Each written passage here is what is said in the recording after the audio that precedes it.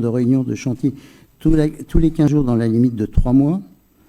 Le point numéro 7 était la transmission des actes, dématérialisation des procédures, renouvellement, affaires générales, contrôle de légalité. Donc, un abonnement Dématis pour 340 € hors taxe, certificat d'authentification pour 740 €, 7 € hors taxe.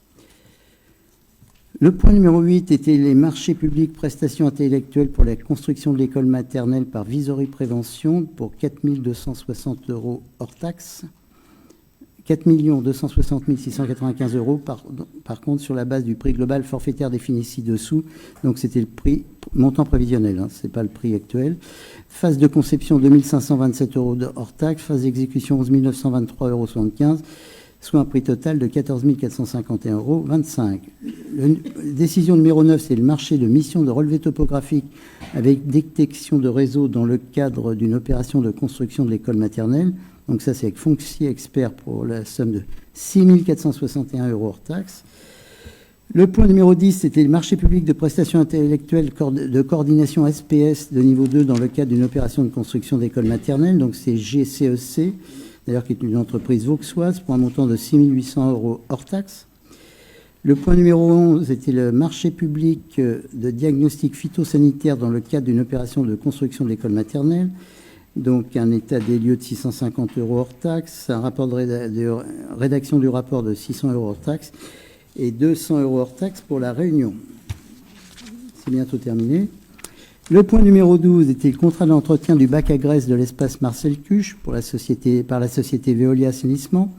Donc, c'est deux passages annuels pour un montant de 680 € hors taxe l'unité. Le point numéro 13 était la tarification des repas de la restauration scolaire dans le cadre des stages des associations vauxoises, donc pour un montant par repas de 5 €. Et le point numéro 14, donc report. Le point numéro 15, avenant numéro 1 au contrat de maîtrise d'œuvre, amélioration thermique de l'ensemble des baies du bâtiment Sari, pour un montant de 500 € hors taxe, portant la rémunération de la maîtrise d'œuvre à 17 700 € hors taxe. Voilà les décisions. On a quelques questions.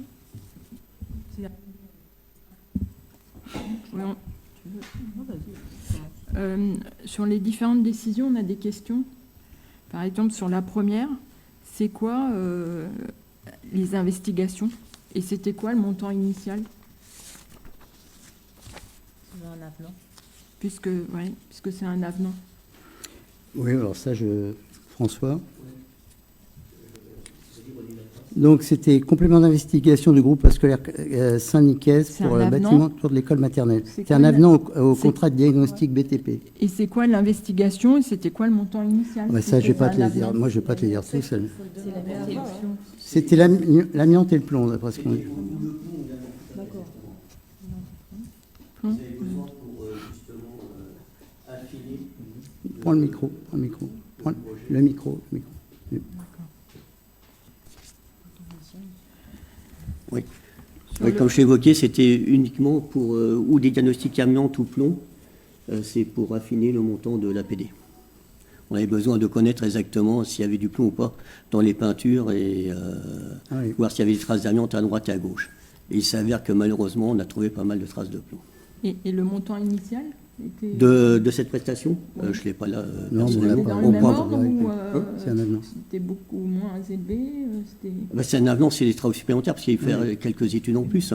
Mais l'avenant par lui-même, il n'est pas très élevé. Moi, ce que je vous propose, c'est quand vous avez des questions comme ça à nous poser, vous les posez en amont. Parce que là, le jour du conseil, c'est vrai qu'on ne va pas avoir toutes les réponses à vous donner sur l'avenant du mois de décembre. Donc, la prochaine fois, donc là, j'arrête les questions. La prochaine fois, vous les posez 48 heures en avance. Comme ce qui est convenu, ce qui est légal. Ça n'empêche pas qu'on peut poser les questions, que tu les notes et au moins tu sais sur quelles questions on a besoin de réponse. Oui, mais je suis d'accord, mais si vous les posiez avant, vous auriez la réponse directe. Ça serait quand même plus simple que d'attendre juste le dernier moment pour poser des questions sur lesquelles, nécessairement, sur 14 ou 15 décisions, on ne va pas vous donner tout de suite ce qui a été décidé au mois de décembre, parce qu'il y a quand même 4 mois. Quand même. Donc, posez-nous les questions en avance comme cela se pratique naturellement et légalement, 48 heures à l'avance, et vous aurez les réponses le jour du conseil municipal sans problème. Alors moi, je continue à dire qu'on qu'on peut poser des questions en direct, hein, et pas forcément attendre 24 ou 48 heures. Je suis en d'accord, amont. mais sur une Donc, question, sur un maintenant- sujet d'actualité, ok, sur une question qui a 4 mois, m'excusera, je pense que on peut quand même prévoir et faire en sorte que l'on puisse vous répondre objectivement et réellement le jour du Conseil sur ce qui était prévu, sur les questions que vous posez. Parce que si c'est les questions histoire de piéger tout le monde, ça ne sert à rien. On ne va pas faire avancer le public. Tout le monde, parce que je pense que l'équipe n'était pas présente dans l'ancienne équipe, donc elle n'était pas au courant de tout ce qui s'est pratiqué. C'est peut-être intéressant de savoir. Maintenant, vous faites comme vous voulez. Oui, mais on fait comme on veut. Oui, Ouais, mais, on a non, bien mais on compris. fait comme on veut, on fait comme Non, mais on ça a doit bien être compris. fait légalement. On ne fait pas comme on le souhaite. Voilà. On peut pas. C'est pas des questions idiotes, quoi. On pourra avoir les réponses après quand même. Mais pas de problème. Ok. Écrivez-nous, On donnez-nous, reposera toutes nos questions. posez-nous vos questions et vous aurez toutes les réponses. Il n'y a aucun souci. Bah, si tu veux qu'on t'écrive tout le temps, on va t'écrire tout le temps. Hein. Moi, C'est moi, peut-être moins formel de poser les questions en direct parce que les écrits peuvent être mal interprétés et c'est pas forcément le but du jeu, c'est juste d'avoir des informations. non, mais Alors, justement, pour vous donner les bonnes informations, ce qu'on vous demande, c'est simple, Bien, bien sûr, c'est ouais. d'être informé 48 heures à l'avance, qu'on puisse vous répondre concrètement avec les éléments que l'on a. Là, c'est vrai que la question d'un montant, d'un marché qu'on a traité il y a 4 mois, Même plus, honnêtement, même plus, ou même il y a plus, 6 mois, François. moi je Même l'ai plus plus. en tête exactement. Enfin, Ouais. c'est bon, ce qui est logique. ce qui est logique. Ce qui est logique. Ouais. Je suis désolé. Hein. Et puis, il y a un fonctionnement d'un conseil municipal qui est le même dans toute la France. Donc, restez sur le fonctionnement du conseil municipal. Bien. Ceci étant dit, donc nous allons passer au point numéro 1. Vous nous donnez vos questions, on vous répondra, il n'y a pas de souci. On n'est pas là pour cacher quoi que ce soit. Tout est clair et limpide. Mais sauf que quand on arrive Oui, à on presque suit leur- 90 000 euros, c'est bien Ah d'avoir oui. des réponses. Hein. Ouais, mais vous n'étiez pas là déjà. Donc, voilà. On a envie de comprendre quand même. Alors, attends, non, ce que je vais faire ma décision. Oui, ma décision, vous l'avez. Donc, simplement, alors, donc, ça date d'aujourd'hui. J'ai souhaité qu'on modifie rapidement pour éviter d'avoir des charges patronales, des cotisations patronales importantes. Lors de la séance du 31 mars 2026, le montant des indemnités du maire avait été fixé à 51,09%. Donc, ce taux déclenche des cotisations patronales multipliées par 10 par rapport à la CSG et la CRDS qu'on paie avec des indemnités moins élevées. Donc, de ce fait, j'ai décidé de diminuer les indemnités et donc, au lieu de 51,09, nous passons à 47,44. Voilà. Est-ce qu'il y a des questions ? Pas de questions. Donc mais je souhaitais le faire aujourd'hui parce que c'est vrai qu'en trésorerie, la paye par semaine prochaine et je voulais pas, si vous voulez, pour vous donner simple, on passait à presque 10 000 euros de charges patronales. Hein. Juste pour 3 points d'écart, hein, 4 points d'écart. Donc ce qui n'était pas raisonnable. Écoutez, nous allons passer au vote. Elle aurait été encore moindre si tu étais revenu au niveau de 2020. Mais il n'y avait pas de raison que je revienne au niveau 2020. Et puis à l'âge de pierre aussi. Hein. Non, il n'y avait pas de raison. Et alors, contrairement à ce que tu penses, mais bon, c'est normal que tu ne le saches pas, il n'y a pas tellement de différence entre les 47-44 et le niveau de 2020. Au niveau des charges. Mais pas du tout, 2020, pas du tout. Donc les charges sont proportionnelles. Non, mais si ça passe mais de 33 à 47. C'est peanuts. C'est peanuts. Les charges ne sont pas proportionnées parce qu'il y a un plafond qui, quand il est dépassé, déclenche des charges. Allez-y. Les charges patronales ne sont pas proportionnelles. En fait, il y a un plafond dont je ne me rappelle plus le montant.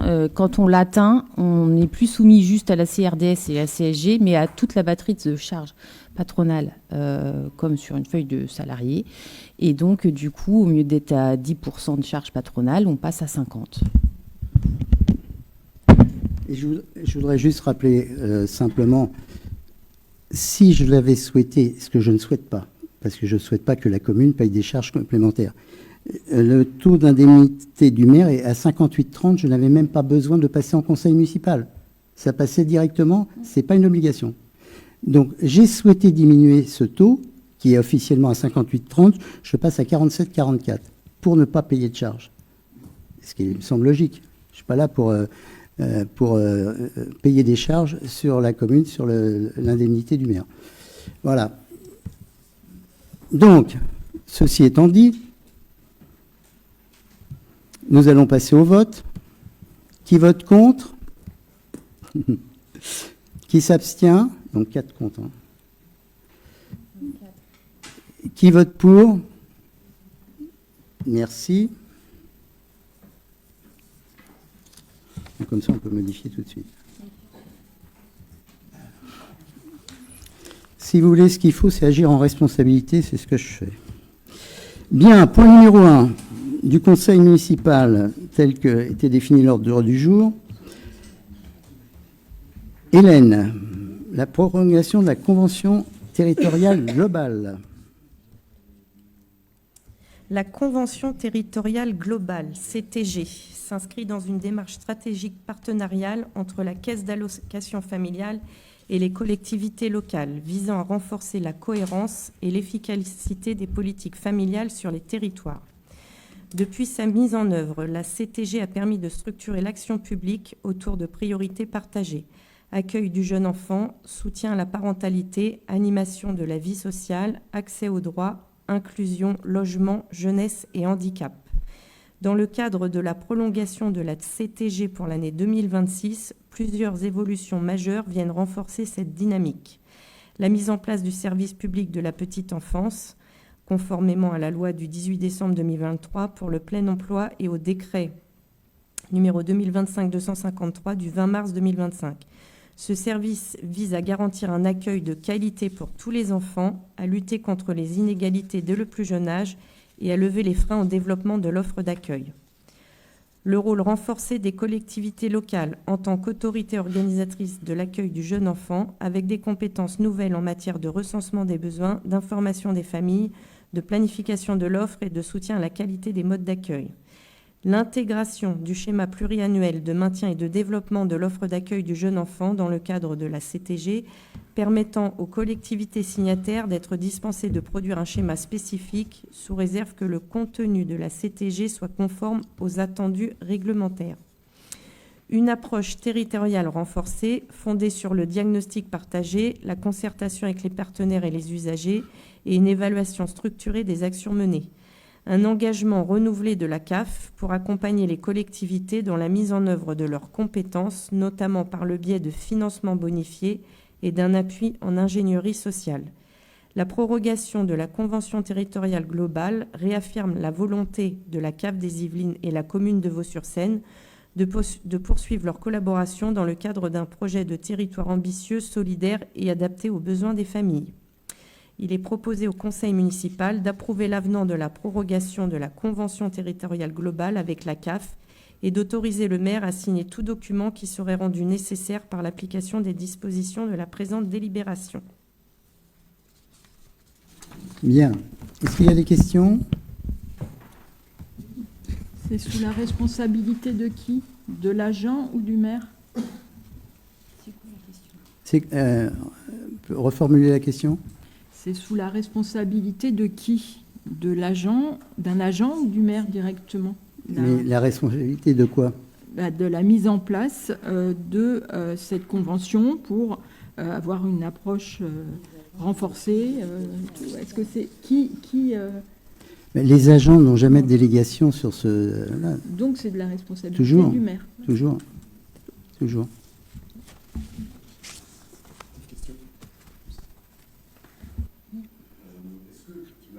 De cette, justement, de cette convention, il y a des opportunités peut-être spécifiques, un peu nouvelles, qui seraient applicables en dehors de ce qui est spécifié pour Vaux-sur-Seine. Est-ce qu'on a une idée, par exemple, de choses qui pourraient impacter directement la commune? Oui, ça, de toute façon, oui.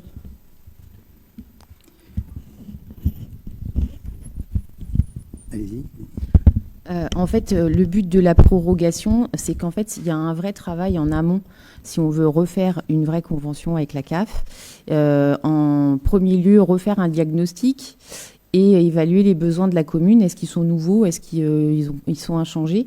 Et comme ce travail est long, on a demandé à la CAF l'autorisation d'avoir notre convention qui dure encore une année pour se laisser le temps de ce travail.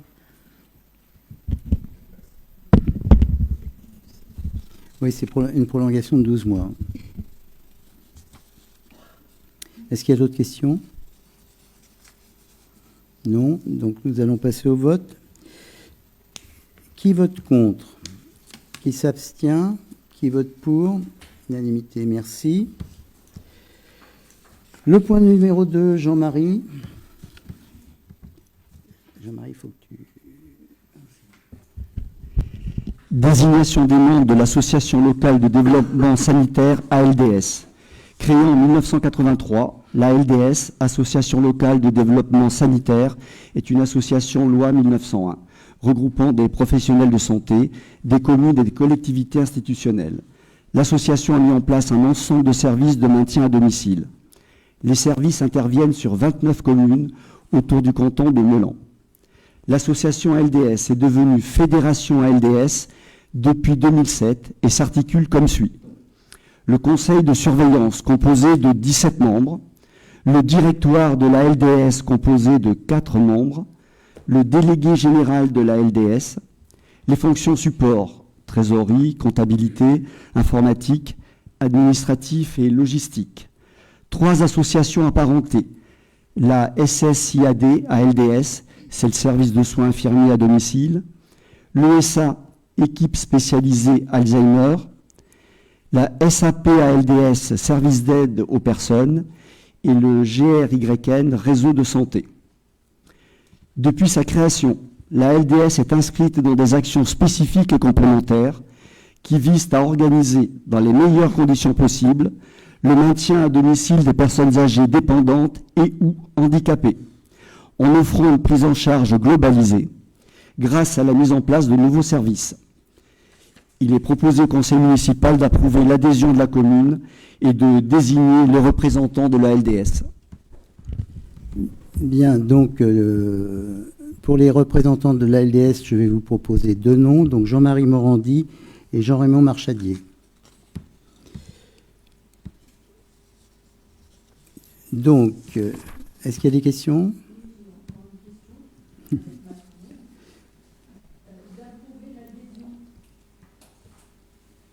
Approuver l'adhésion, ça veut dire qu'on n'adhère pas à l'heure actuelle? Si, c'est un D'accord. renouvellement. Donc c'est un renouvellement, c'est pas d'approuver l'adhésion. On approuve le renouvellement de l'adhésion. Oui, enfin. D'accord. Ouais. Non, on adhère depuis très longtemps à la LDS. Je n'avais pas l'année exacte, mais il y a au moins 20 ans, pas loin, 15-20 ans facile. Donc l'adhésion, c'est comme un syndicat. Oui. Il y a une cotisation, Oui. il y a cotisation annuelle. Oui. En pourcentage par rapport au nombre d'habitants ou... C'est en euros par rapport au nombre d'habitants. D'accord.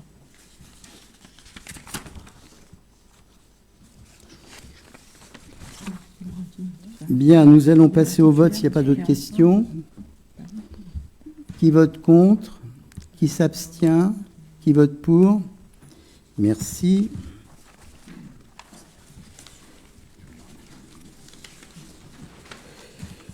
Le point numéro 3 est le règlement intérieur du conseil municipal. Dans un délai de 6 mois suivant leur installation, les conseils municipaux des communes de 1000 habitants et plus doivent établir le règlement intérieur. Cette formalité est imposée par la loi.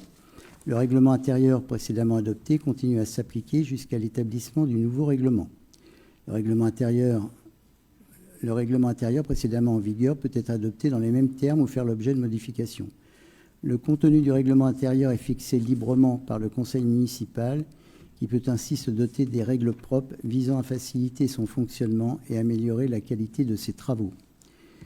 Doivent obligatoirement être fixées dans le règlement les conditions d'organisation du débat d'orientation budgétaire pour les seules communes de 3500 habitants et plus, les conditions de consultation par les conseils municipaux des projets de contrat ou de marché, les règles de présentation et d'examen ainsi que la fréquence des questions orales, les modalités du droit d'expression des conseillers élus sur une liste autre que celle ayant obtenu le plus de voix lors du dernier renouvellement du conseil municipal ou ayant déclaré ne pas appartenir à la majorité municipale.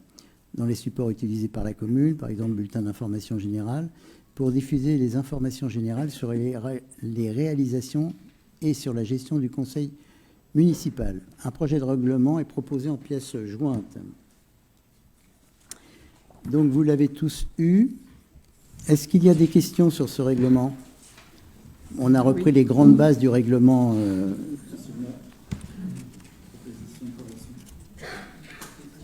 Oui.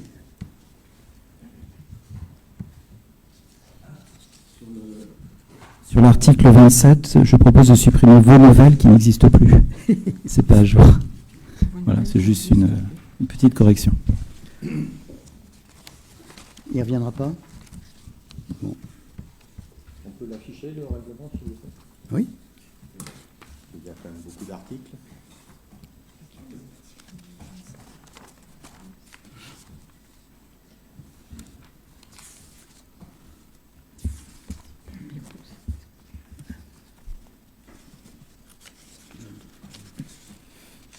Est-ce qu'il y a, vous l'avez lu? Est-ce qu'il y a des remarques, des questions? Oui. Oui, ok, d'accord. Les gens peuvent comprendre les remarques en voyant le tableau. Tu vas Allez, vas-y. Porte-parole de ce soir. Il faut que tu donnes les numéros d'articles, Oui, oui. On va être plus simple. Sur l'article 2, il est indiqué que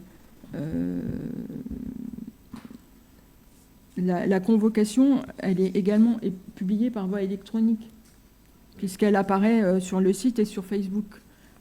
Sur pratiquement tout le règlement intérieur, il n'y a pas eu de moment où on utilise, où on indique que c'est aussi sur les réseaux sociaux ou sur les nouvelles technologies.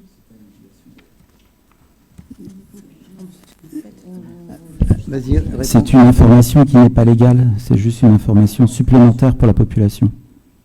D'accord. Sur le point numéro 4, sur l'accès au dossier, Accès au dossier, oui. l'article 21-22 du CGCT, c'est bien le bon article. Par contre, son contenu, C'est pas bon? c'est pas le bon.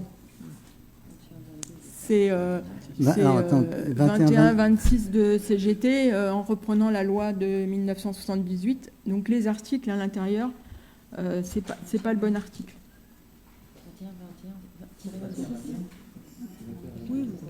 C'est ça, Le l'article 21-26. Voilà. C'est à juste remettre à jour cet élément-là qui n'est pas à jour. Ok, vous notez. Sur la question 6, les questions écrites, ça serait bien qu'on ait un délai de réponse, parce qu'il n'est pas indiqué, donc c'est la question numéro 6, il n'est pas indiqué qu'on peut écrire à la commune, mais Question une réponse sous quel délai? Est-ce qu'il y aura un ou pas? On peut adresser au maire des questions écrites sur toute affaire concernant la commune. C'est une manière générale, c'est pas lié au conseil, ça. Donc, alors, c'est une... Vas-y, Thomas, c'est plus ta spécialité. Je parle sous tout contrôle, mais je pense que c'est simplement le principe de pouvoir écrire au maire pour lui poser une question détaillée et technique, mais c'est pas lié au conseil municipal, donc il n'y a pas de délai. Un élu peut écrire à n'importe quel moment. Je crois que c'est ça, mais à vérifier. Il n'y a pas de délai de réponse non plus? Donc ça veut dire qu'on Ah. peut ne pas avoir de réponse ou voilà. Alors, C'est l'administration... pas le plan de la maison, mais bon... Mais c'est voilà. Sinon, il y a le principe des 2 mois, Des 2 dans mois. tout échange administratif. D'accord.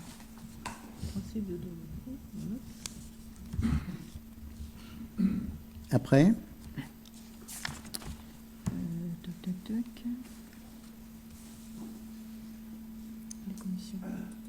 regardez le 21-26 qui est comme... Sur la 9. Oui.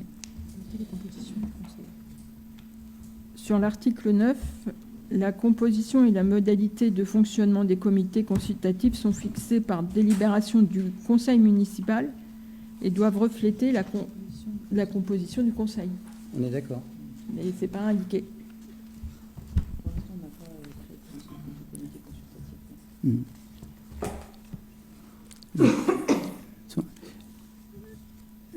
composition on n'en a pas de comité consultatif à l'heure actuelle. On n'a pas. Bah, bon,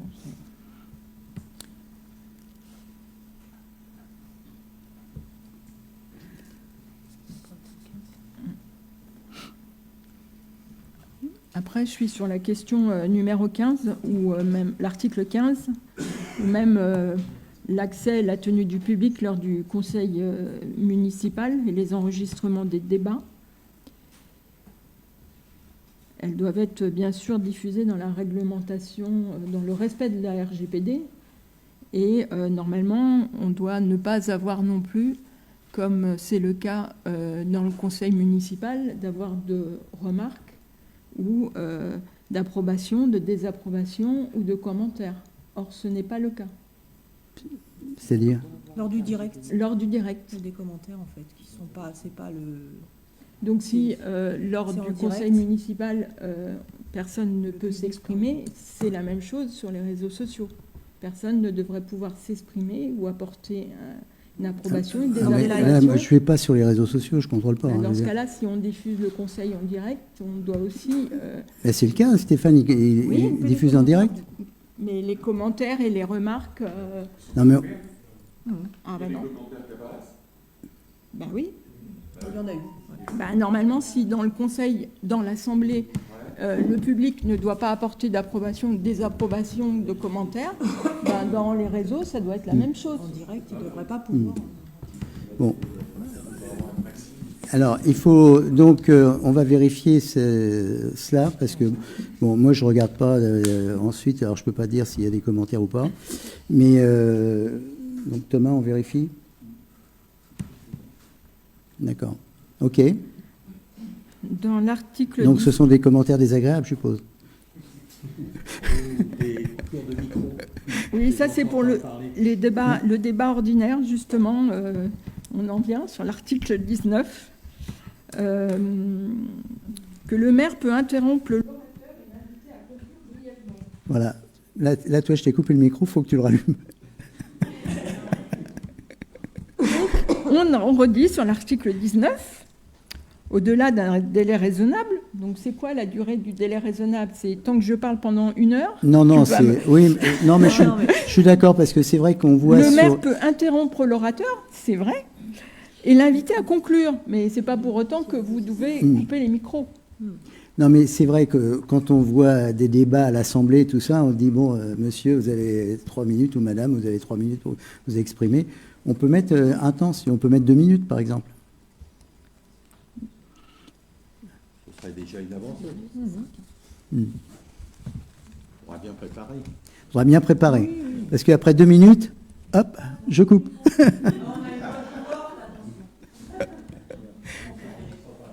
Je continuerai encore sur l'article 20. Le budget est mis à disposition des conseillers en mairie, c'est pas 5 jours, mais 12 jours. Exact, je suis d'accord. Donc ça, ouais, ça n'a pas été corrigé, c'était précédemment. Oui, Et exact. je suis pas sûre que l'article 23.12.1 CGT, moi j'avais plutôt noté le CGT 16.12-26. Alors là, moi, je te crois, là. J'ai pas de problème.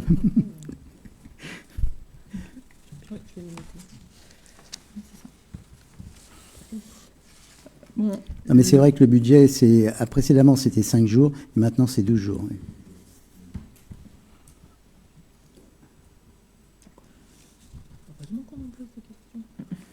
On a fait le tour? non, l'article 24 sur les procès-verbaux, on parle de procès-verbaux ou de PV. Ça, c'est l'avantage quand on est dans l'opposition, on a du temps à passer sur tout ça, hein, quand même. Ah, vous avez vu? Mais On travaille. Hein. je te rassure, j'ai toujours été comme ça, tu me connais. Je sais. Donc ce n'est pas d'être dans l'opposition, j'ai toujours été comme ça. Quand je ne comprends pas, je ne comprends pas. Voilà, et elle veut comprendre, et on veut comprendre.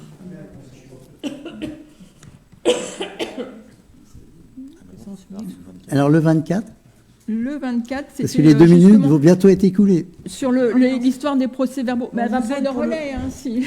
Ah oui. Vous êtes pour le compte rendu, c'est Non, vas-y. Voilà, sur les comptes rendus, sur les Vas-y, La alors- liste pareil, les délibérations sont publiées par voie électronique. Oui, Alors, quand c'est marqué dans le hall d'entrée de la mairie, il n'y a pas de compte-rendu, il y a juste les heures de jour. Hein. Ou je ne sais pas où est le hall d'entrée, c'est où? Les comptes rendus, ils y sont.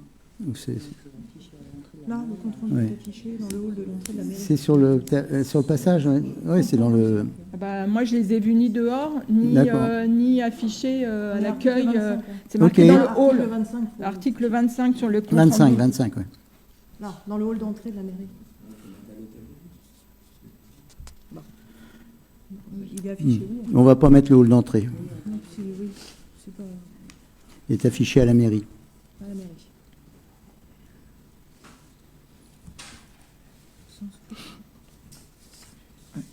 Après, les sujets qui vont fâcher, sur la mise à disposition des locaux aux conseillers municipaux. Oui, 4 heures par semaine, dont 2 heures au moins pendant les heures ouvrables.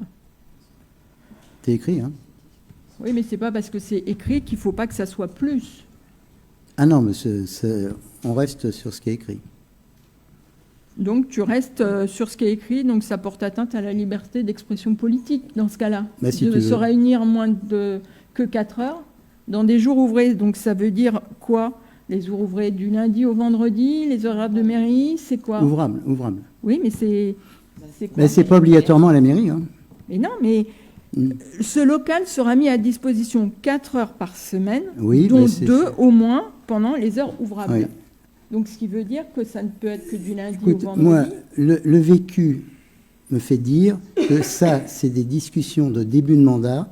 En cours de mandat, on n'a jamais donné ou on nous a jamais demandé un local mis à disposition.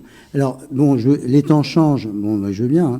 Hein. Vous aurez un local mis à disposition, il faut qu'on regarde lequel, parce qu'aujourd'hui, c'est pas défini. Mais voilà, c'est tout. Mais il n'y a pas de souci. Hein. Je pense que tu as aussi une aussi bonne mémoire que moi. En 2020, j'étais aussi dans l'opposition. Oui. On avait déjà demandé la salle. On Oui. l'attend toujours.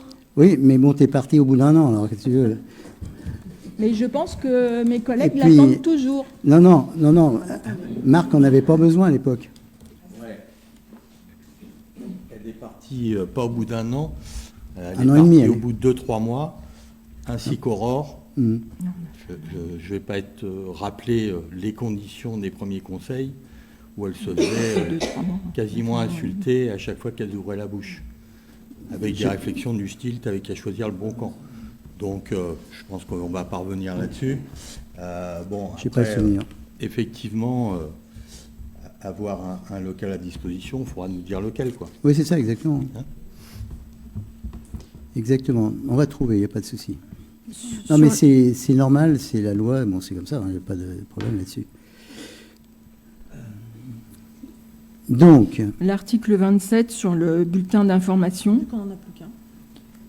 On n'en a plus qu'un, c'est le Vaux Magazine. Oui. Sauf que les nouvelles technologies augmentant et évoluant, on pourrait aussi avoir une page sur le site internet et pouvoir communiquer sur le Facebook de la commune. non.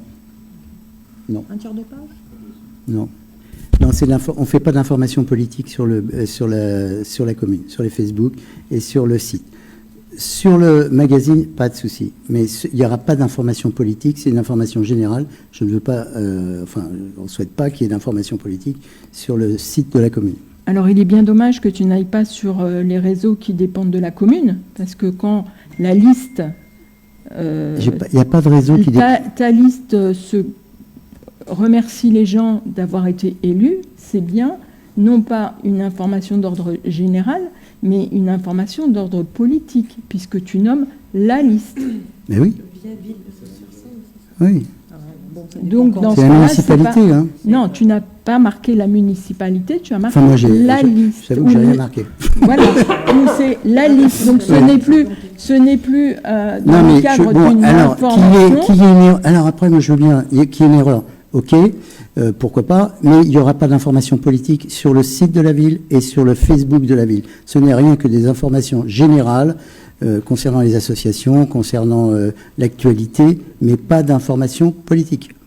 Donc, vous n'aurez pas accès au Facebook de la ville, ni sur le site de la ville, mais sur le magazine sans problème. Dans ce cas-là, ce serait bien de revenir à l'article précédent.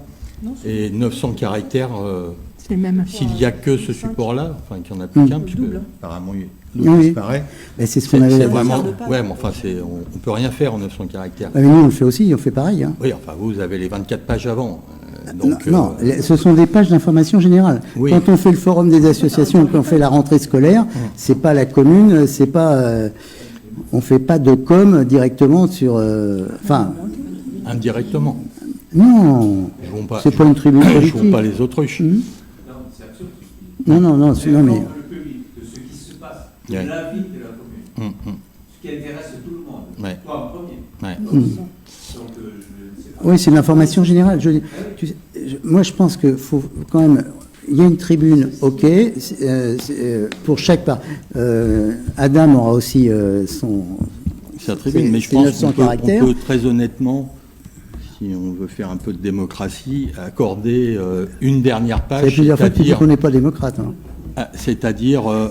un tiers de page, puisque maintenant il y a 3 listes, un tiers de page pour chaque liste. Et Non, faire, c'est pas possible. Non, c'est trop. Bah, Beaucoup pourquoi trop. c'est pas possible? C'est pas possible. Parce qu'on veut pas, mais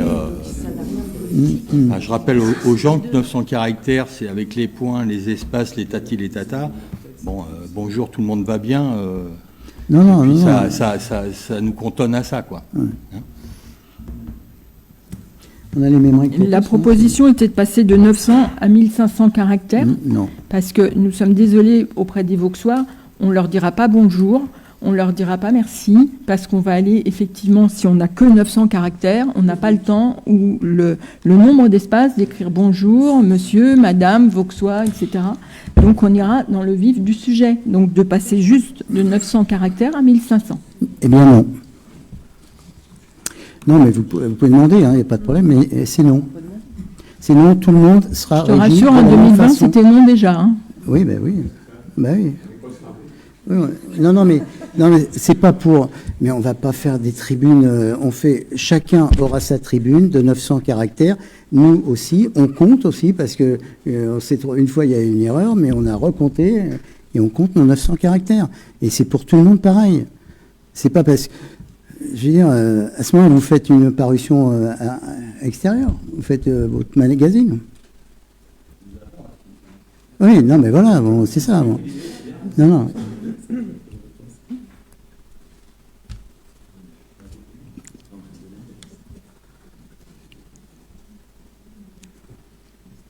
Juste sur l'article 30, à la fin, il faudra stipuler la date d'adoption et ajouter la date réelle de la délibération. Parce qu'il n'y a pas de date. Si, elle est au début voilà. du document. Donc je l'ajouterai quand ça sera voté. Voilà. Bien. Est-ce qu'il y a d'autres remarques? C'est bon pour tout le monde? Donc nous allons passer au vote. Qui vote contre? Qui s'abstient? Qui vote pour? Merci. Donc le règlement intérieur.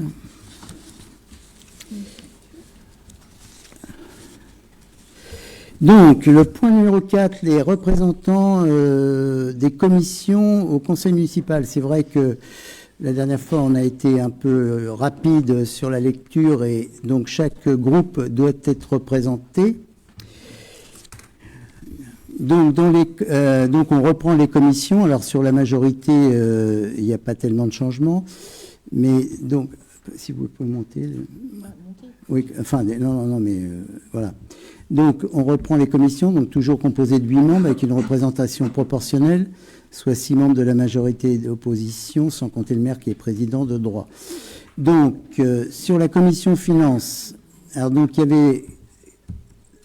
Qui est candidat chez vous? Donc, Adam, ok. Julien Crespo? Julien, oui. Ok. Vous pouvez les rajouter ou pas direct ou pas? Non. D'accord. Il faut le noter surtout qu'on n'est pas d'accord. Donc sur la commission urbanisme, là, Adam ne souhaitait pas y être, donc qui? Marc Ferraud. Marc Ferraud.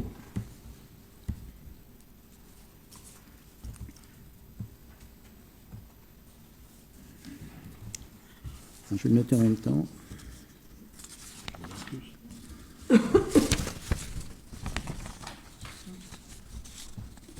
Donc sur la communication, information, vidéoprotection, Anna. Sur les affaires scolaires, donc Adam Rémy, son père, et Aurore Lancéa. Sur la commission travaux, Julien Crespo. D'accord. Sur la commission culture, Aurore. OK. Sur la commission vie associative, jeunesse et sport, donc Adam et Anna. Et sur la commission environnement, Marc Ferraud. Marc. OK.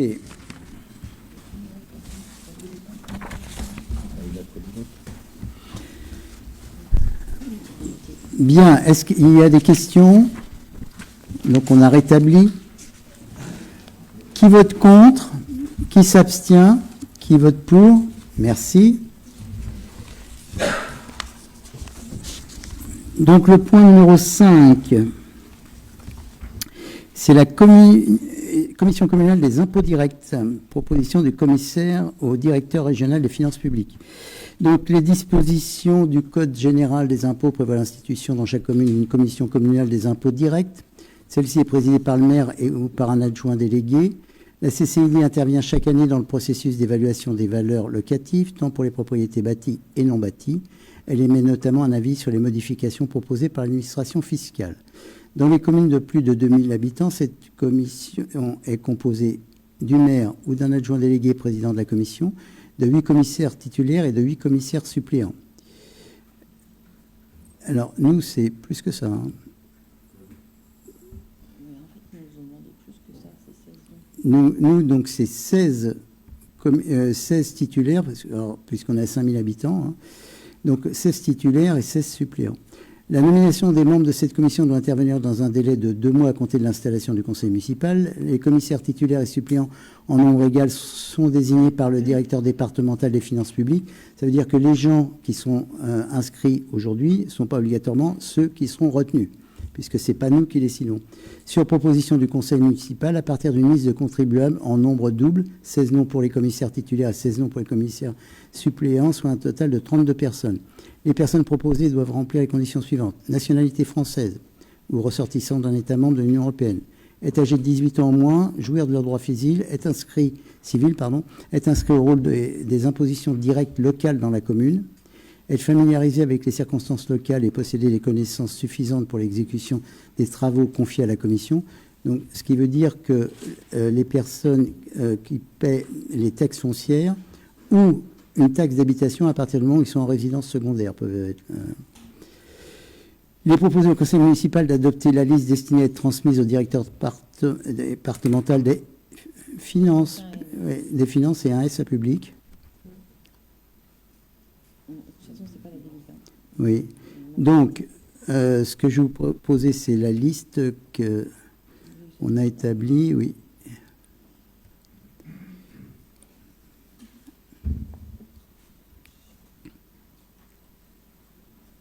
Donc, on a pris des gens sur la, je veux dire, des gens de la liste majoritaire et des gens du extérieur au conseil municipal. Donc, alors, le maire est membre de droit. Hein.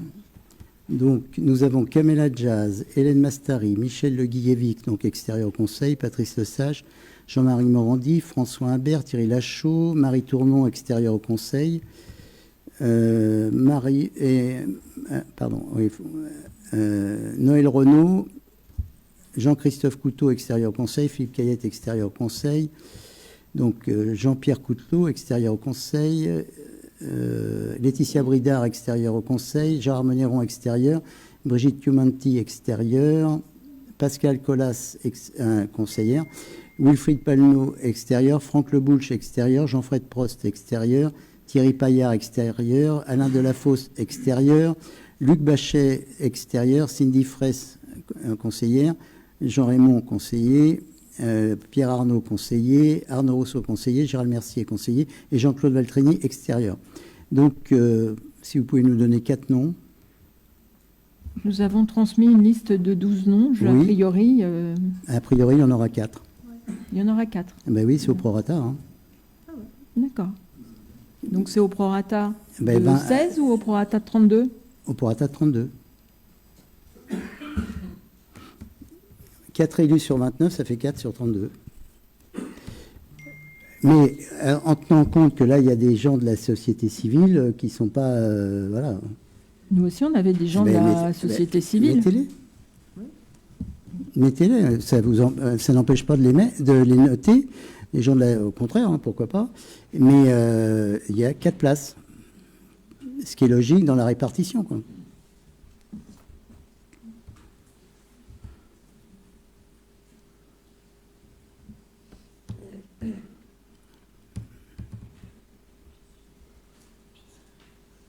Qui a Christine Mercofer.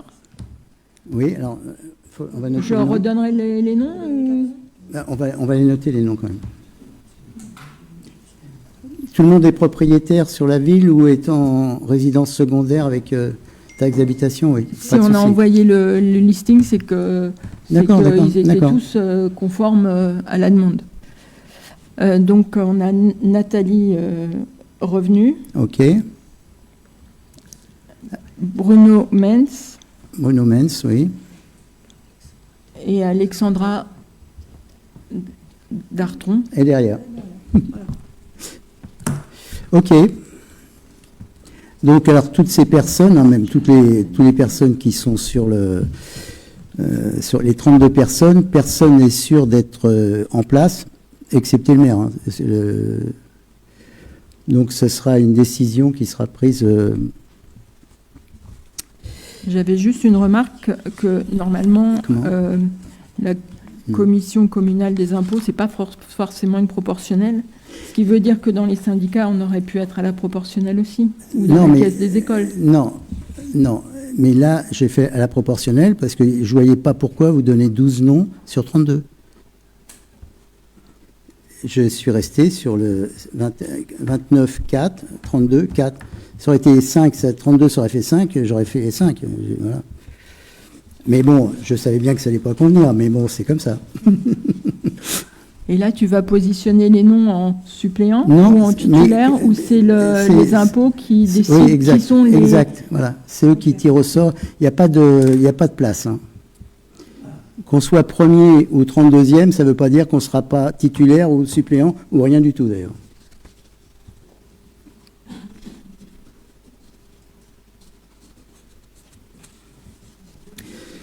Bien, nous passons au vote. Qui vote contre? Qui s'abstient?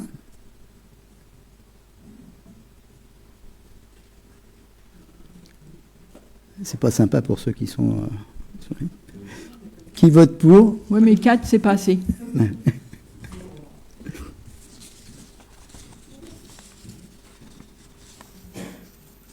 Merci. Donc 5 contre, 4 contre. Hein. Adam, il a voté pour, j'ai pas vu, oui.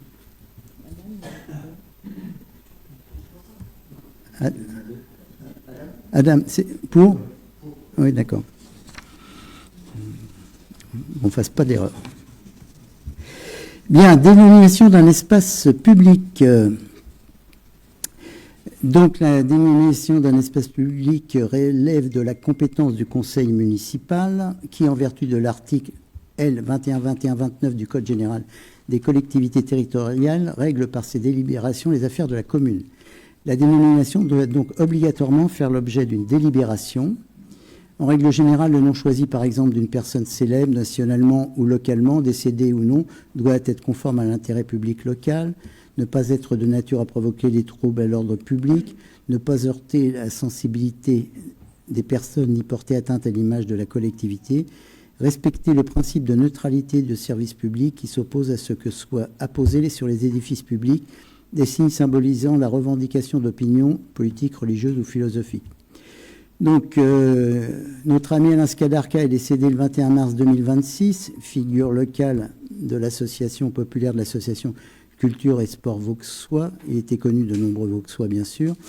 Membre du bureau et président de l'association de pétanque pendant 25 ans.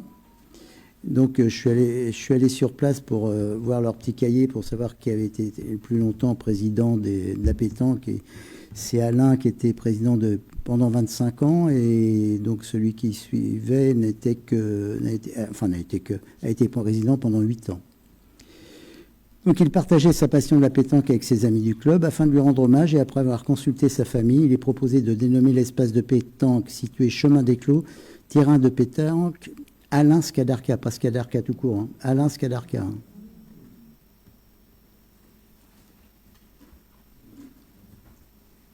Est-ce qu'il y a des questions? J'avais juste plusieurs remarques à faire. Je tenais à rendre hommage à Alain, qui était toujours présent derrière le barbecue, avec Guy Mansuy, avec Harry, avec Marc Malas. Donc, Marc n'était pas qu'une figure locale de l'association culturelle, il était une figure locale tout court. Et qu'il manque déjà à beaucoup de personnes. Alain Skadarka. Oui. Et je trouvais dommage aussi qu'on ne soit pas informé des décès sur la commune, en tant qu'élu, j'entends. Faudrait-il le remettre dans le journal, parce que dans le journal, il n'y a pas les décès non plus. C'est-à-dire que le journal, il n'est pas paru depuis le mois de novembre. Là, il va paraître après le budget, après le vote du budget, mais là, c'est vrai que... Il y aura le carnet, bien sûr. Oui. Donc, j'ai rencontré son épouse. Donc, le jour de l'enterrement, j'ai dit que je proposerai au conseil municipal. Voilà. Donc, avec tous ces amis boulistes qui étaient là. Bon, ça me semblait un juste retour des choses. Bien, est-ce qu'il y a des questions ? Nous allons passer au vote. Qui vote contre? Qui s'abstient? Qui vote pour? Merci. Le point numéro 7.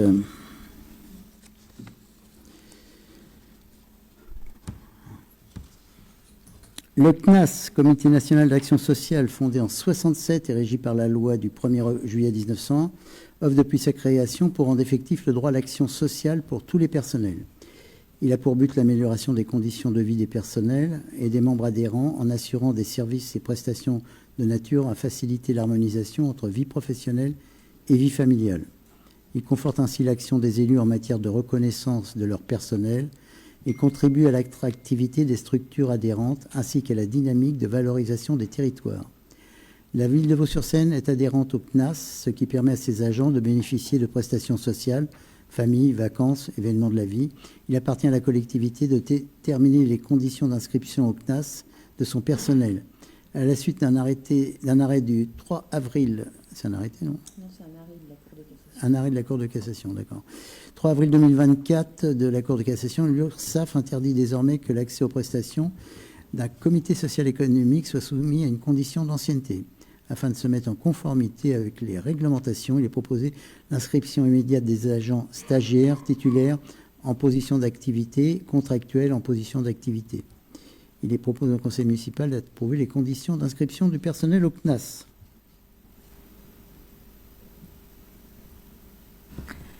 J'ai juste une question. Pourquoi les retraités ne font pas partie des bénéficiaires? C'est un choix. D'accord. Puisque normalement, voilà, vacances, ils pourraient aussi bénéficier de prestations sociales.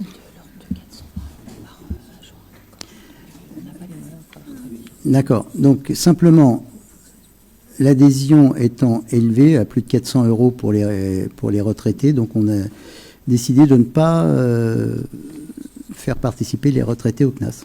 Voilà.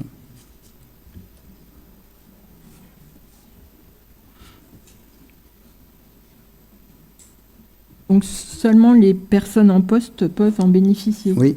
Et les personnes en arrêt n'en bénéficient pas? Si. En arrêt maladie. Oui. Oui, si. Uniquement les retraités qui n'en bénéficient pas. Bien, donc, s'il n'y a pas d'autres questions, on passe au vote. Qui vote contre? Qui s'abstient? Qui vote pour? Merci. C'est toujours 4. Hein. Ouais.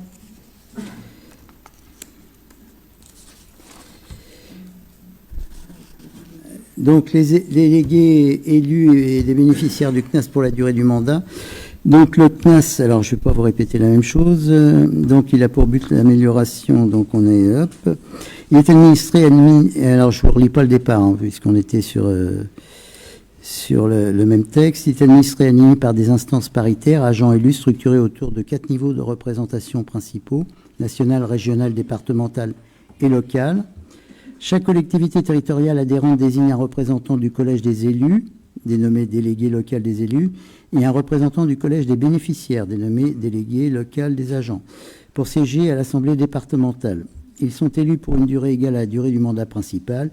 Ils siègent à l'Assemblée départementale annuelle et procèdent à l'élection des membres du conseil d'administration et des membres des bureaux départementaux, fonctions auxquelles ils sont aussi éligibles. Dans le cadre du mandat 2026-2032, il est nécessaire de désigner un délégué pour le collège des élus et un délégué pour le collège des bénéficiaires. Donc, et je vais vous proposer de désigner Noël Renaud pour les délégués des élus au CNAS pour le mandat 2026-2032 et Nathalie Lecointe, adjoint administratif principal de 2e classe, délégué des bénéficiaires au CNAS pour le mandat 2026-2032. Y a-t-il des questions? Non, donc nous allons passer au vote. Qui vote contre? Qui s'abstient? Qui vote pour? Merci.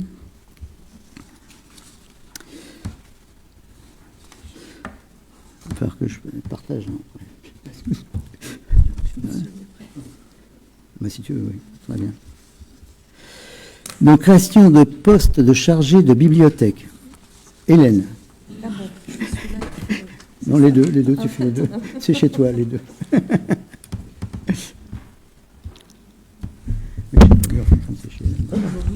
Alors, afin d'assurer la continuité et la qualité du service public de la bibliothèque municipale, il est proposé la création d'un poste permanent de chargé de bibliothèque à temps complet en prévision du départ à la retraite d'un agent en fonction. Ce poste a pour vocation d'assurer notamment l'accueil du public, la gestion et le suivi du fonds documentaire, l'animation culturelle et la promotion de la lecture publique et les relations avec les partenaires institutionnels, écoles, associations, etc. Conformément au principe de séparation des cadres d'emploi dans la fonction publique territoriale, ces missions ont vocation à être exercées par des agents relevant du cadre d'emploi des adjoints territoriaux du patrimoine. Dans un souci de bonne organisation des services et de valorisation des compétences internes, un agent de la collectivité actuellement titulaire du grade d'ATSEM a manifesté son intérêt pour exercer ses fonctions. Dans ce contexte, la collectivité souhaite permettre la réaffectation de cet agent actuellement en poste au sein de la commune. Cet emploi relève du cadre d'emploi des agents territoriaux spécialisés des écoles maternelles, ATSEM, catégorie C, avec pour grade minimum agent territorial spécialisé des écoles maternelles de 2e classe et pour grade maximum agent territorial spécialisé des écoles maternelles de 1re classe. La création de ce poste s'inscrit dans une démarche d'adaptation des emplois aux besoins du service et d'accompagnement de l'évolution professionnelle de l'agent. Les crédits nécessaires à la rémunération et aux charges afférentes à cet emploi seront inscrits au budget de la collectivité. Il est proposé au conseil municipal de se prononcer sur la création du poste de chargé de bibliothèque ouvert au grade d'ATSEM. Bien, y a-t-il des questions? Pourquoi n'y a-t-il pas eu un détachement qui serait plus confortable pour l'ATSEM plutôt que... un détachement, c'est-à-dire c'est-à-dire de détacher l'ATSEM, la mise à disposition, la transférer sur la bibliothèque. Si jamais, pour X raison, ça ne convient pas, elle peut revenir sur son poste d'ATSEM. Non, elle ne veut pas revenir sur son poste. D'accord. Voilà. Donc, si jamais ça ne va pas sur son... C'est pas en interne d'une collectivité, c'est avec d'autres collectivités. En interne, on affecte les gens sur un poste. Parce que là, c'est pas très clair. On a l'impression qu'il y a 2 postes, un agent technique et un ATSEM, que vous ouvrez un poste pour un agent technique. Donc, du coup, vous gardez un poste ASEM. Alors, pour l'instant, le poste d'ADSEM de la personne n'est pas supprimé au tableau des effectifs. Il va D'accord. falloir la remplacer. Donc, il y aura bien 2 postes. Il y aura un poste d'ADSEM et un poste à bibliothèque. C'est à périmètre constant. Donc, pour vous, on ne peut pas détacher Le détachement, ça se fait si on veut partir à l'État, à l'hospitalier, dans une autre fonction publique. Et nous avons des gens de la fonction publique qui confirment.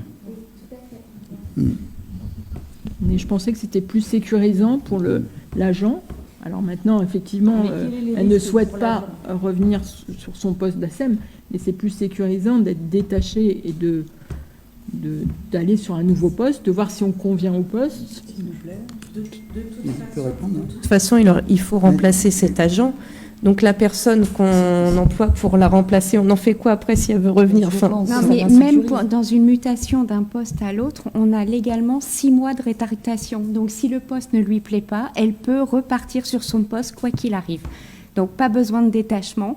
La mutation, c'est écrit, c'est réglementaire. Elle a 6 mois. Si ça ne lui convient pas, elle repart d'où elle vient. Ou si ça ne nous convient pas. Et dans ce cas-là, qu'est-ce qu'on fait alors de la personne que vous avez déjà mis en place? Parce que là, c'est une personne de la cantine qui part à la bibliothèque. Mais elle remplace quelqu'un qui part à la retraite à la bibliothèque. Oui, ça, j'ai bien compris. Mais s'il y a 6 mois pour se dire ça ne me convient pas, qu'est-ce que vous faites de l'autre personne que vous avez mis à sa place? Pour l'instant, le poste d'ADSEM n'est pas recruté. Donc son remplacement cantine, c'est l'article d'après, non? Enfin, le point d'après. Donc, bon, voilà, il n'y a pas vraiment de création. On remplace une personne qui part à la retraite par une personne qui est actuellement à la cantine et veut plutôt aller à la bibliothèque. En fait, ce n'est pas des créations de postes, c'est qu'on est obligé au tableau des effectifs de faire comme si on crée un nouveau poste à cause du grade qui n'est pas correspondant à celui qui est ouvert au tableau des effectifs. Donc c'est purement administratif, le grade il n'est pas bon, donc on est obligé de repasser en conseil municipal pour mettre le bon grade dans le tableau des effectifs. Okay. Donc on change de grade. En fait, Marc, si je peux me permettre, pas des postes. Oui, on ne crée pas des postes. Marc, si je peux me permettre, ça a déjà été expliqué à plusieurs reprises, le fonctionnement du tableau et le fameux mot création. Tu étais présent. Oui, mais là on est dans une situation puisque là c'est toujours une situation qui est sur place et une personne qui part à la retraite, donc c'est pas le fonctionnement des tableaux.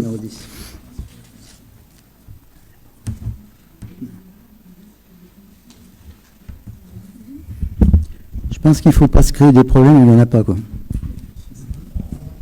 Non, mais... Bien. Donc, s'il n'y a pas d'autres questions, nous allons passer au vote. Qui vote contre? Qui s'abstient? Qui vote pour? Merci.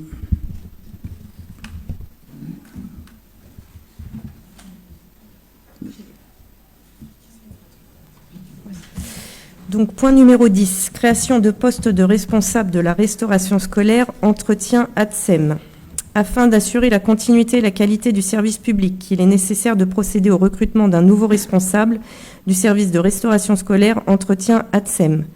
L'agent occupant actuellement ces fonctions, titulaire du grade d'ADSEM, va être affecté sur un autre service. Son positionnement statutaire était lié à son parcours professionnel antérieur en qualité d'ADSEM. Dans la perspective du recrutement à venir et au regard des missions exercées par le responsable du service restaurant scolaire entretien ADSEM, notamment l'organisation et la coordination du service de restauration scolaire, l'encadrement et la gestion des équipes, restauration entretien ADSEM, la gestion des plannings, le respect et le contrôle des normes d'hygiène et de sécurité, la gestion des approvisionnements et le suivi budgétaire, la relation avec les familles, les partenaires et les services municipaux, il apparaît nécessaire d'adapter le cadre statutaire du poste afin de correspondre davantage aux responsabilités exercées et aux compétences attendues. Ainsi, il est proposé de créer et d'inscrire sur le tableau des emplois et des effectifs un emploi permanent de responsable à temps complet sur la base d'une durée hebdomadaire de travail fixée à 38 heures avec attribution de jours de réduction du temps de travail à compter du 18 avril 2026 relevant du cadre d'emploi des adjoints techniques ou des techniciens ayant pour grade minimum adjoint technique classe catégorie C et pour grade maximum technicien principal de première classe, catégorie B. Le recrutement interviendra par voie statutaire ou à défaut par voie contractuelle conformément aux dispositions du Code général de la fonction publique. Les dépenses correspondantes, incluant la rémunération, les charges sociales et les équipements nécessaires à l'exercice des missions, seront inscrites au budget de la collectivité. Cette création permettra d'assurer une cohérence entre le niveau de responsabilité du poste et le cadre d'emploi correspondant, tout en offrant une souplesse dans le recrutement. Il est proposé au conseil municipal de se prononcer sur la création de ce poste de responsable du restaurant scolaire entretien ATSEM. Est-ce qu'il y a des questions? Non? Oui? Non? Très bien. Donc, nous allons passer au vote. Qui vote contre? Qui s'abstient? Qui vote pour? Merci. Donc, le point numéro 11 est le droit à la formation des élus. La formation des élus municipaux est un droit reconnu par le Code général des collectivités territoriales qui précise que celle-ci doit être adaptée aux fonctions des membres du conseil municipal. Elle vise à renforcer leurs compétences pour exercer efficacement leur mandat et répondre aux enjeux de leur territoire. Cette procédure, créée par la loi du 28 février 2002, relative à la démocratie de proximité, vise notamment à améliorer l'information des élus locaux et leur droit à la formation. Il est nécessaire de déterminer les orientations et les crédits ouverts à ce titre. L'article 1221-5 du Code général des collectivités territoriales précise qu'au cours des 6 premiers mois de leur mandat, tous les membres de l'organe délibérant auront la possibilité de suivre une session d'information. Le contenu de cette session d'information porte sur un rappel général de rôle assigné aux différentes catégories d'élus locaux, incluant pour les conseillers municipaux le détail des attributions exercées par les maires au nom de l'État. Une présentation détaillée des principaux droits et obligations, notamment déontologiques, applicables aux élus locaux. Une formation doit être obligatoirement organisée au cours de la première année de mandat pour les élus ayant reçu une délégation. Outre cette obligation spécifique applicable en début de mandat, les collectivités doivent mettre en place pour toute la durée du mandat les dispositifs nécessaires à l'exercice pour chaque élu de son droit à formation qu'il bénéficie ou non d'une délégation de fonction. Les frais de formation constituent une dépense obligatoire pour la commune, à condition que l'organisme dispensateur de la formation soit agréé.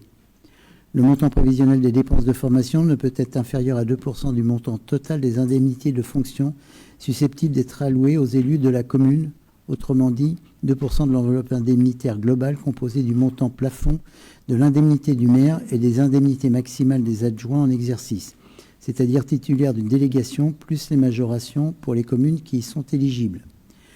Le montant réel des dépenses de formation ne peut excéder 20% du même montant, enveloppe indemnitaire globale, plus les majorations pour les communes éligibles.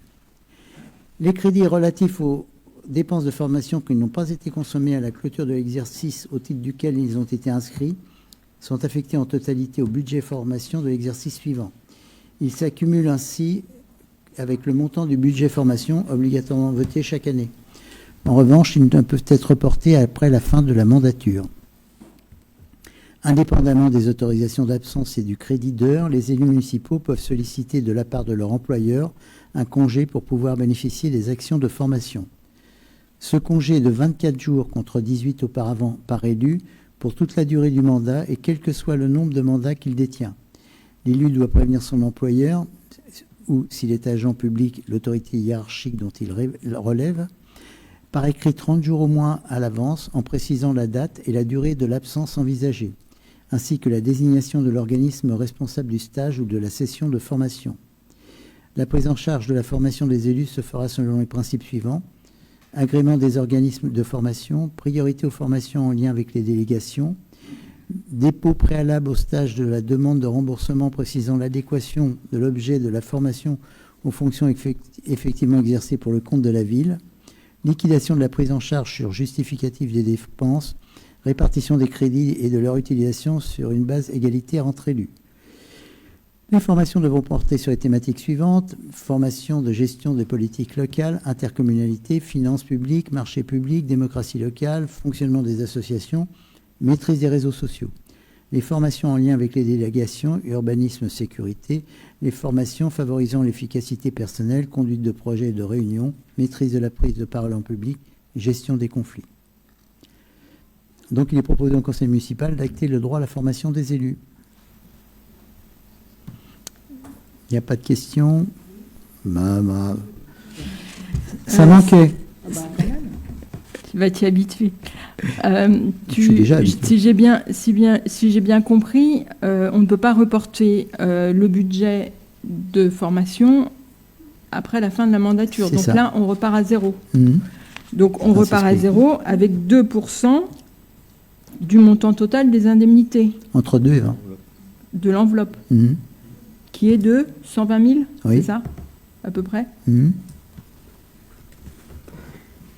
Alors, c'est l'enveloppe réelle ou l'enveloppe théorique? C'était un peu ma question.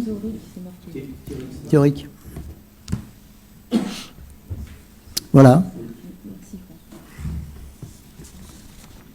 Bien.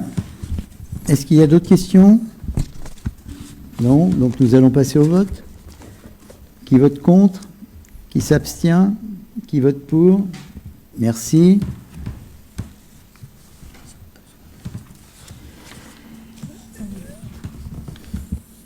Désignation des représentants de la commune de Vaux-sur-Seine auprès de la commission locale d'évaluation des charges transférées créée entre la communauté urbaine Grand Paris Seine-et-Oise et ses communes membres.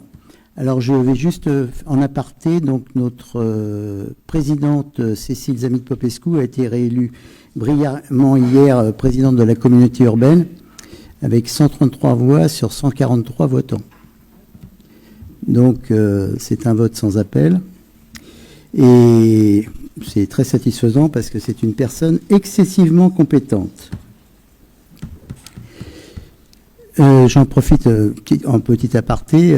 Notre ami Marc Hertz, aussi maire d'Équevilly, a été élu président d'Andival de Seine avec les représentants vauxois présents.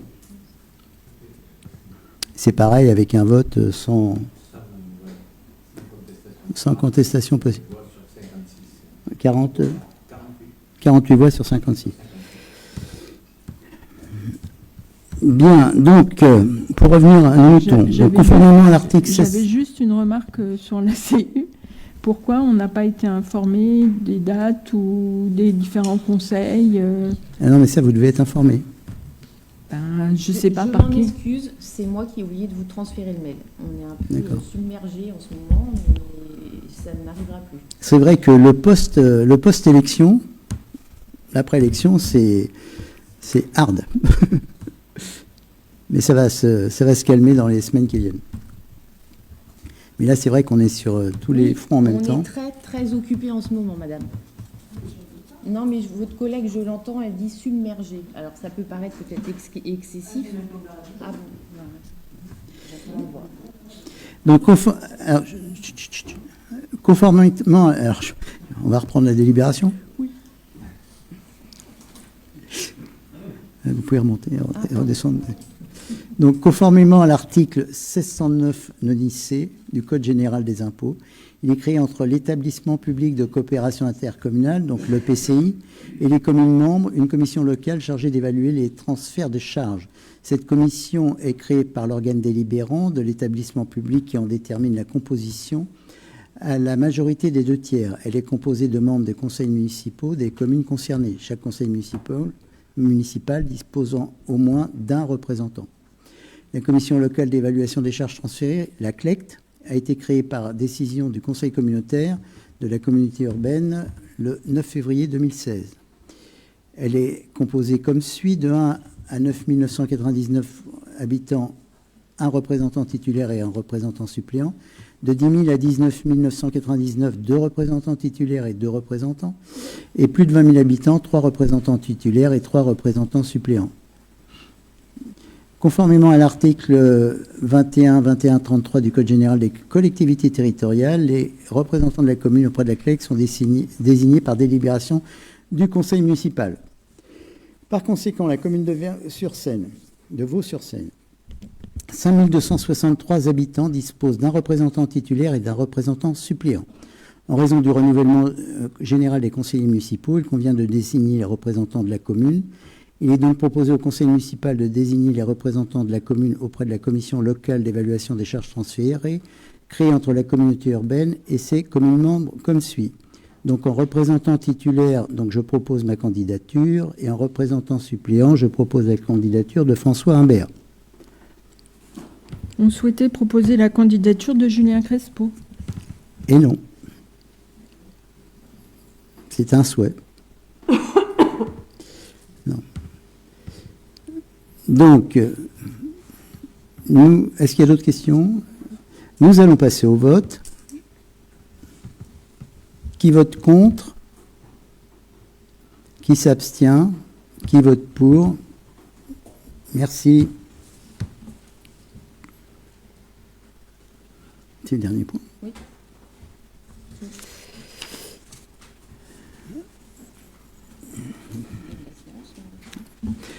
Donc, est-ce qu'il y a des informations à faire passer au niveau des associations ou autres?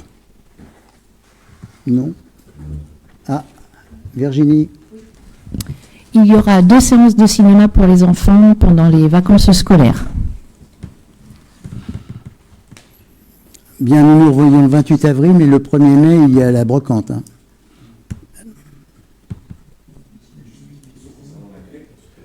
Est-ce qu'il y a des enjeux potentiellement spécifiques qui concernent la commune maintenant, sur lesquels la commission va travailler dans les prochaines semaines, les prochains mois, juste pour à titre informatif? Les enjeux spécifiques pour la commune, ce seront des rétrocessions de voiries et de réseaux, sur la ZAC des Marronniers principalement. D'accord. Voilà. Ok. C'est-à-dire que les voiries qui sont dans la ZAC des Marronniers, aujourd'hui, sont Nexity, ne sont même pas communales. Donc, lorsque les travaux sont terminés et que les réseaux sont impeccables et que la voirie est remise en état et tout, donc on demandera à GPSO de reprendre l'entretien des voiries. Entendu. Et des réseaux, parce qu'il y a les voiries, il y a les réseaux et il y a les éclairages. Hein. Donc, voilà, pour la commune, c'est le prochain enjeu sur la CLECT. Ok, parfait, merci. Puisqu'il y a eu sur le précédent mandat, il y a eu un gros travail qui a été fait aussi sur la CLECT. Est-ce qu'il y a d'autres questions? Non. François, oui, tu veux dire quelque chose? Oui, moi j'ai une information. Donc c'est avec grand plaisir que je peux vous annoncer que l'aire des Marronniers, est ouvert à partir a été ouvert ce soir et que les enfants vont pouvoir donc en profiter pour les vacances scolaires. Par contre, il n'est pas tout à fait terminé à 100%. Il nous reste le mobilier urbain avec notamment les poubelles, les corbeilles et les bancs. Donc j'espère que chacun ramènera ses papiers ou ses déchets chez eux. Également va être mis très prochainement des déchets, des sacs pour les déchets, les excréments pour les chiens. Et parallèlement à ça, bien évidemment, compte tenu de la saison qui est encore juste, on a engazonné il y a à peu près 3 semaines. Le gazon n'a pas complètement germé, donc on espère que les gens respecteront un peu les espaces verts qui sont en train de pousser. Mais il était indécent de pouvoir laisser le parc fermé avec les beaux jours arrivant et les vacances scolaires. Donc j'espère que tous nos petits Vauxoises et tous nos petits Vauxois vont pouvoir en profiter en respectant ce bel endroit qui n'est pas non plus destiné uniquement à eux, puisqu'il y a des activités pour les parents, pour les grands-parents et les amis, parce que comme son nom l'indique, c'est une aire intergénérationnelle. Voilà. Pour ceux qui ne connaissent pas, donc on a un terrain de pétanque, vas-y. Oui, donc il y a donc il y a plusieurs activités pour les enfants de tout âge. Donc pour les tout petits, il y a des espaces en relief, une chenille, une petite maison. Pour les enfants un peu plus grands, il y a une pierre à cordes qui fait 6 mètres de hauteur. Pour ceux qui sont encore un peu plus grands, on a une tyrolienne qui fait 30 mètres de long. Et pour les adultes, nous avons deux spécialités. On a donc un terrain de pétanque pour les amateurs et du matériel de fitness pour que les gens puissent s'entraîner. Voilà. Parallèlement à ça, il y a des petites allées et tout pour que les enfants puissent faire ou du vélo, ou du patin roulette ou du roller, etc. en toute sécurité. Alors cet espace, bien évidemment, il n'est pas autorisé pour les chiens, mais par contre les gens peuvent y accéder à l'extérieur. Voilà. J'espère que tout le monde en fera bon usage et je pense que ça va permettre à tout le monde de passer des bonnes vacances de Pâques, de printemps. Merci François. Vas-y, je termine sur ce que vient de dire M. Imbert. Je pense que vous avez bien sûr pensé à bien, comment dirais-je, sécuriser les points d'eau et notamment les fondations du futur petit immeuble. petit immeuble et tout, c'est un chantier qui est clos, donc il n'y a pas de problème. Oui, donc les chantiers à l'heure actuelle à côté sont complètement clôturés, donc ils sont distincts de l'aire de jeu. Et concernant les points d'eau, ce sont des bassins secs, donc théoriquement ils ne sont pas dangereux. Parallèlement à ça, donc on a installé une haie végétale pour que ça s'harmonise parfaitement dans le cadre du parc des Marronniers. On va la renforcer.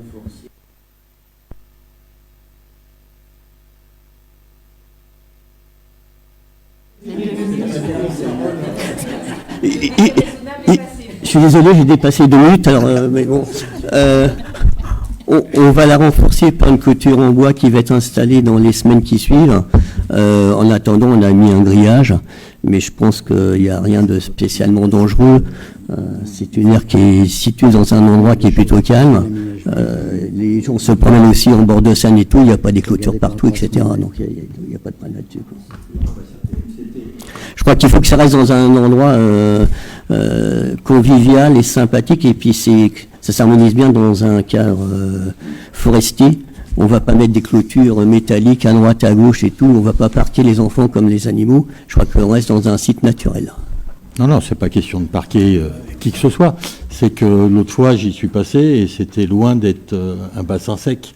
Donc il y a juste un problème de sécurité pour les tout petits, quoi. Non, le bassin qui était pas sec, c'est le bassin intermédiaire où l'eau s'infiltre un peu moins bien compte tenu de la nature des matériaux en dessous.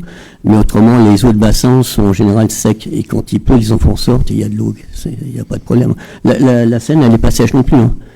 Chemin des Clos, là, il y a de l'eau aussi au bord et je pense qu'il y a des enfants et des gens qui promènent leurs enfants sur les allées qu'on a faites, il n'y a pas de souci.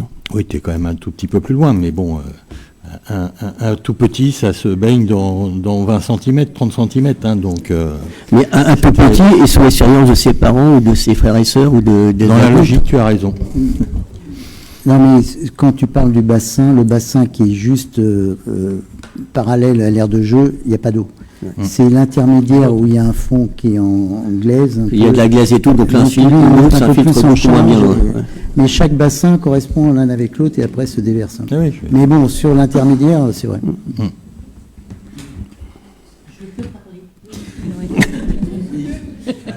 J'ai le droit. Je te coupe. Je voulais juste vous signaler qu'il y a une exposition de peinture jusqu'au 26 avril de Dominique Louvet et de Brigitte Altanès. Allez la voir, elle est très bien.